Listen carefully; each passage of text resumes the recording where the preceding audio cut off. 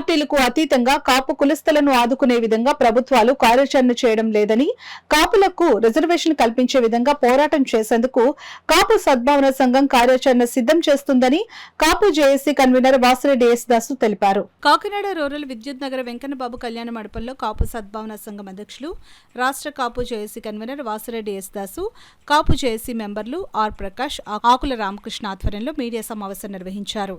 ఈ సందర్భంగా యేసుదాసు, ప్రకాష్, ఆకుల రామకృష్ణ మాట్లాడుతూ పార్టీలకు అతీతంగా కాపు కులస్తులను ఆదుకునే విధంగా ప్రభుత్వాలు కార్యాచరణ చేయడం లేదని, కాపులకు రిజర్వేషన్ కల్పించే విధంగా పోరాటం చేయవలసిన అవసరం ఉందని అన్నారు.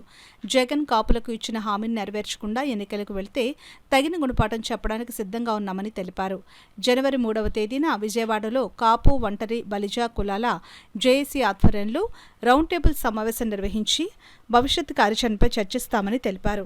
రాష్ట్ర వ్యాప్తంగా 175 నియోజకవర్గాల్లో జేఏసీ కార్యవర్గ సభ్యులు ఉన్నారని, వారి పరిధిలో యాక్టివ్ కార్యక్రమాలు నిర్వహిస్తూ ఉన్నారని, రాబోయే కాపు తరాల కోసం రిజర్వేషన్ సాధించే వరకు పోరాటం చేస్తామని స్పష్టం చేశారు. ఈ మీడియా సమావేశంలో కాపు జేఏసీ నాయకులు బసవ ప్రభాకర్, చందు జనార్దన్, నల్లా విష్ణు, అడబాల సత్యనారాయణ, నిరంజన్ నాయుడు, లక్ష్మణ్ రావు, సలాది శ్రీనివాస్ తదితరులు పాల్గొన్నారు. మరి కాపులకి నేనేమీ చేయలేను, రిజర్వేషన్ అయితే ఇవ్వలేను, నా పరిధిలో లేదని చెప్పడం జరిగింది. సంవత్సరానికి 10,000 కోట్లు, 2,000 కోట్ల చొప్పున 5 సంవత్సరాలు 10,000 కోట్లు ఇస్తా అన్నాడు. ఈబీసీ రిజర్వేషన్ అమలు చేయలేదు. ఈతను వచ్చిన తర్వాత మొత్తానికి కాపుల్ని గోసి కూడా లేకుండా చేసేసాడు జగన్మోహన్ రెడ్డి. అంటే టోటల్గా చెప్పాలంటే 1913 నుంచి ఇప్పటి వరకు కూడా బ్రిటిష్ పాలనలో ఉన్న గవర్నమెంట్లో ఉన్న రిజర్వేషన్నే రెడ్డి పాలకులు తీసేశారు. అది ఏ ప్రభుత్వం అవ్వాలన్నదా రెడ్డి పాలకులే తీసేస్తా ఉన్నారు. దీనికి ఎందుకు చెప్తున్నాం అంటే ఈరోజు కాపులు బాగా 13 జిల్లాల్లోనే నష్టపోయిన సందర్భాలు మీ అందరూ కూడా చూసారు. ఈబీసీ రిజర్వేషన్ 5% ఇస్తే 5% తీసేసాడు, నా పరిధిలో లేదన్నాడు. మరి మేమేమంటామంటే భారత రాజ్యాంగాన్ని ప్రధానమంత్రి గారు సవరణ చేసి 126 సవరణ ద్వారా సర్వ హక్కులు రాష్ట్ర ప్రభుత్వానికి అప్పచెప్పినప్పుడు మరి నా పరిధిలో ఉన్నప్పుడు ఈయన కాపులకి ఇవ్వాల్సిన ఈబీసీ రిజర్వేషన్ కానీ 5% రిజర్వేషన్ బిల్లు కానీ ఏది చేయలేదు. మేము తీవ్రంగా కాపు సంఘాల తరఫున, జేఏసీ తరఫున 13 జిల్లాలో 175 నియోజకవర్గాల తరఫున తీవ్రంగా జగన్మోహన్ రెడ్డి ప్రభుత్వాన్ని ఖండిస్తా ఉన్నాం, వ్యతిరేకిస్తామని చెప్పి సందర్భంగా తెలియజేస్తాం. అనేక చోట్ల ఈ కాపు, తెలగ, బలిజ, ఒంటరి కులాలు ఏదైతే కోరారో ఆ కాపు భవనాలకు కూడా అనేక సైట్లు కానీ గ్రాంట్లు కానీ వారికి కూడా అందించడం జరిగింది.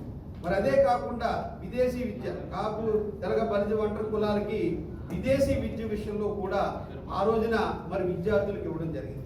ఈ రకంగా అనేక ప్రయోజనాలు ఉద్యమ ఫలితంగా ఆ రోజు మేము సాధించడం జరిగింది గతంలో. అయితే మరి ప్రజా నిర్ణయం ప్రకారం జగన్మోహన్ రెడ్డి గారు వచ్చారు. వచ్చిన తర్వాత ఈ 4-5 సంవత్సరాల పరిపాలన విశ్లేషిస్తే రిజర్వేషన్ అంశాన్ని మొట్టమొదట నేను చేయనని చెప్పేసి వారు చెప్పడం జరిగింది. అది నా వల్ల కాదన్నారు. కానీ ఆయన వల్ల కాదన్నప్పుడు అది అవుతుందని చెప్పేసి పార్లమెంటు సాక్షిగా కేంద్ర మంత్రి వర్యులు కూడా చెప్పారు. ఇది మీ బీసీ రిజర్వేషన్ అన్నది ఈ రాష్ట్ర పరిధిలోని అంశం. మన ఆంధ్రప్రదేశ్ సంబంధించి రిజర్వేషన్ పెట్టడానికి నా చేతిలో పని కాదన్నప్పుడు కేంద్ర ప్రభుత్వం స్పష్టంగా చెప్పింది, ఓబీసీకి సంబంధించి ఏ రాష్ట్రంలో ఉన్న జనాభా సంబంధించి ఆ రాష్ట్రంలో పరిస్థితులు బట్టి అక్కడ రిజర్వేషన్ కల్పించిన అధికారం రాష్ట్ర ప్రభుత్వాలకు ఉందని చెప్పడం జరిగింది. అలాగే 126 మరి రాజ్యాంగ సవరణ రీత్యా కూడా రాష్ట్రాలకి మరి ఏదైతే కంప్లీట్ సర్వే చేసి రిజర్వేషన్ ఆయా కులాల యొక్క ఆర్థిక, సామాజిక, విద్యాపరంగా ఉన్న వెనుకబడితనానికి సంబంధించి రిజర్వేషన్ కల్పించే అధికారం రాష్ట్రానికి దక్కబడినప్పుడు కూడా ఈ ప్రభుత్వం ఏం చేయలేదు. కాబట్టి అవన్నీ సాధించడం కోసం చాలా సుదీర్ఘంగా మేము వారికి ఇవ్వడం జరిగింది. ఈ విషయాలన్నీ డిమాండ్ చేస్తూ ప్రధానంగా 4 అంశాల్లో ఏదైతే గత ప్రభుత్వం ఈడబ్ల్యూఎస్ కింద 5% రిజర్వేషన్ ఇచ్చి మరి 1918లో యాక్ట్ నెంబర్ 14/19 చేయడం జరిగింది. ముందుగా మనం గమనించాల్సిన అంశం, జనాభా దామాషా ప్రకారం ఏదైతే కాపులు రాష్ట్రంలో ఉన్న 22% మనం చూసుకున్నట్టయితే వార్డు మెంబర్ నుంచి పార్లమెంట్ స్థాయి దాకా కాపులకి ఎంతో అన్యాయం జరుగుతూ ఉంది. ఈ సమస్యలన్నింటినీ గుర్తించిన జేఏసీ జనాభా దామాషా ప్రకారం కాపులకి న్యాయం జరగాలని, అదేవిధంగా ఏదైతే ఉద్యమం కొనసాగిందో, కాపులకి రిజర్వేషన్కి సంబంధించిన అంశం పోరాటాలు కొనసాగాయో, ఈబీసీ కానీ ఇతర అంశాలు న్యాయపరమైన సమస్యలు ఉన్న అంశాలు కానీ వీటన్నిటిని కూడా క్రోడీకరించి జేఏసీ పోరాటం కొనసాగిస్తుంది.